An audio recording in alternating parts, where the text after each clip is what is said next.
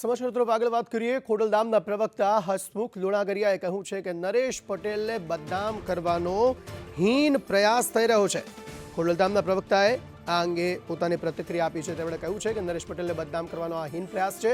બન્ની ગજેરા જિગીશા પટેલની જે વાતચીત ઓડિયો ક્લિપ જે છે તે વાયરલ થઈ હતી, ખરેખર આ ખૂબ જ નિંદનીય ઘટના છે। અનેક સમાજના યુવાનોમાં રોષ જોવા મળ્યો છે।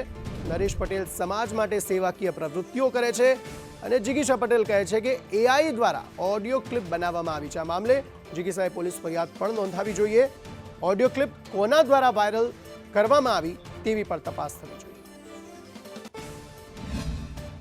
ચોખ્ખું દેખાઈ આવે છે કે ભાઈ આ શેના માટે વિડીયો ક્લિપ બનાવી છે અને શા માટે શેર થઈ છે।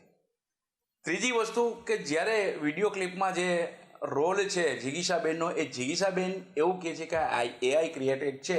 બની શકે એઆઈની દુનિયા છે, કદાચ એઆઈ ક્રિએટેડ હોય તો આ બાબતે જિગીશાબેને આગળ વધી અને લીગલી રીતે આગળ વધવું જોઈએ કે ભાઈ કોના કહેવાથી, શું કામ, શા માટે અને પર્ટિક્યુલર નરેશભાઈ પટેલ માટે આ ઓડિયો ક્લિપ શા માટે બનાવવામાં આવી છે। તો આ બાબત જિગીશાબેને આગળ વધી અને એના મૂળ સુધી જવું જોઈએ।